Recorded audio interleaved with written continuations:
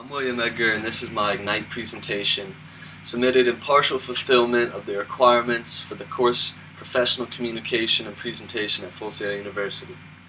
The concept that I'm bringing forward and it's being considered is a recommendation to increase the size of the United States Supreme Court from 9 members to 12. The U.S. Constitution does not identify how many members will serve on an active Supreme Court. The Federal Judiciary Act stipulated 8 members with an active Chief Justice. If you break it down into English, that means Congress basically appointed the Supreme Court with presidential approval and established the size.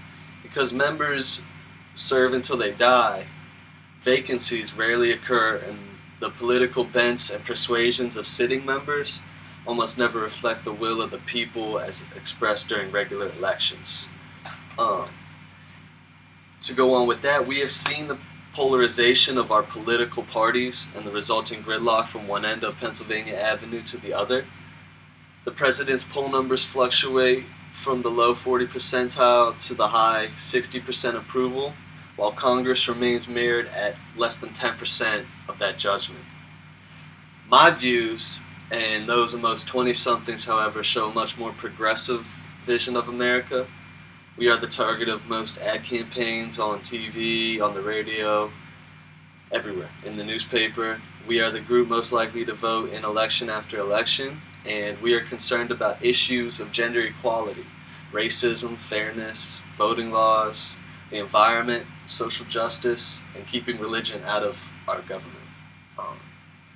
We want a Supreme Court which will guarantee justice for the good work of those attempting to keep our government transparent and open, such as Anonymous and the heroes Bradley Manning and Snowden.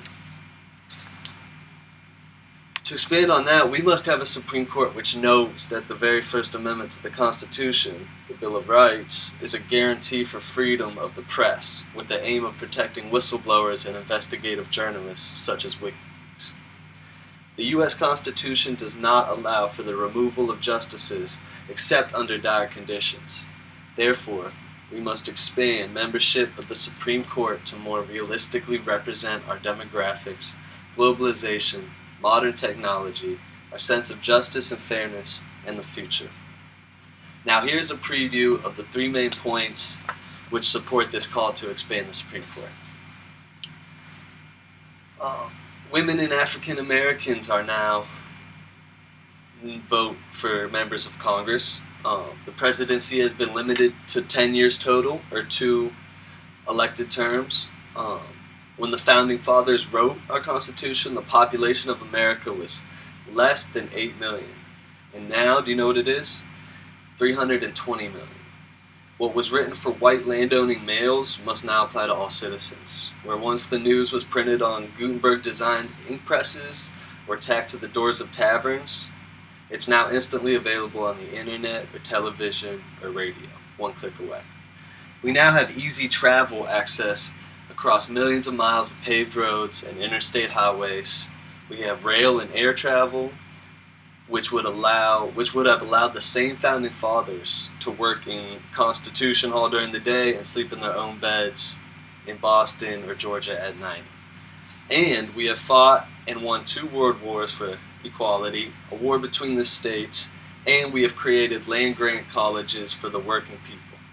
We also have become a litigious society as we have become more aware, and the burden of dispensing justice has outgrown our antiquated judiciary. Now, the United States Senate was once comprised of 26 white men. Those same members were elected by their state legislators. Now, all 100 members of the Senate are elected by popular vote. The House of Representatives has expanded to 435 members and must be redistricted every 10 years to better reflect our shifting population. Following President Roosevelt's historic 4 victories, I believe the Constitution was amended to limit presidential service to a total of 10 years or 2 full elected terms. The United decision showed the outdated and downright ignorant position of a slim majority of the court when they determined that corporations have the same rights as citizens. For one, despite the fact corporations cannot vote, cannot serve in the military, cannot get married, they cannot go to prison, they cannot get divorced, they don't need health care, and they can't go to college, and last but not least, they certainly cannot die for our country. That goes back to serving in the military. The effort to gut the Voting Rights Act shows that the extremist majority is lost in history. The majority of Americans are deeply concerned about future decisions, even as dramatic as efforts to overturn Roe v. Wade. Now, let us review what I just went over. Expanding the Supreme Court from 9 to 12, members will allow more and better justice, facilitate the Supreme Court in representing all of the new and more mature people of America, and it will reduce the impact and importance of aged members who are appointed by long-gone political extremists. Lastly, it will bring the Supreme Court more in line with changes we have made to other two branches of the federal government, which we have changed. The United States of America is not the same country it was when the Supreme Court was created with its 9 members. We have fought and won several foreign wars. We have expanded suffrage. We have tripled the size of the nation. We have fought a war to stay united. We have accepted then rejected the Articles of Confederation. We have amended the Great Document 27 times. And the American people have demanded a progressive approach to our society and our government. We have enacted child and other labor laws. We have implemented a progressive income tax. We have embraced public education for all. We believe democracy means one citizen, one vote, not just for landowning white males. So as you can see, you could really go on the whole scheme of what has changed in America, but it basically all has since the Supreme Court decided to start with 9 members. And it's really the only thing left in government that has been untouched. I wonder why. The Constitution of the United States of America is a living document. It grows, it matures, and it evolves. Whether we rely upon Congress to enact legislation or we seek a 28th Amendment to that Constitution, we must increase the size of the Supreme Court to 12 members. We the people cannot allow a small group of men, just 5 as a majority, to determine for us positions of government and existence when these myopic fossils are so firmly planted in the 18th century by both belief and bias. Horrendous decision after horrendous decision has been made, handed down by this clique of lawyers, all of which guts our very freedoms and spits on any and every sense of fairness for which so many have fought and died. Currently, the Supreme Court limits the number of cases it will hear each term because they do not have the number of members necessary to write their decisions. Expanding the size of the Supreme Court will allow for more and better justice. Again, the Supreme Court of the United States of America has grown, old in concept and fact, staid in approach, and feeble in vision.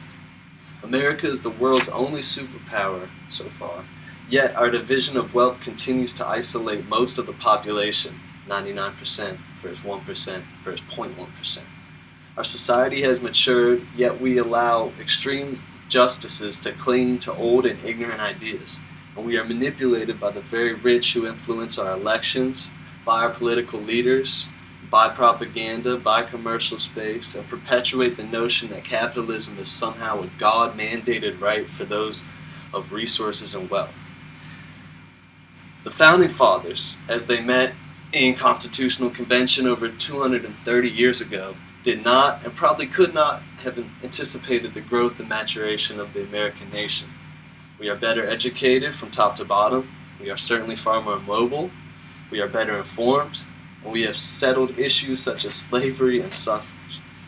We have already changed the 2 other branches of government, as I said before, and having recognized imperfections and weaknesses, the Senate has been expanded, and the 5 main majority currently sitting on the Supreme Court believes there is no need to protect the voting rights of minorities. They do not believe a woman's body belongs to her and her alone. They do believe that corporations are citizens and that their religion should guide their decisions for all of us. I do not share their beliefs. I do believe, however, that the Supreme Court of the United States should be expanded from 9 members to 12. Thank you.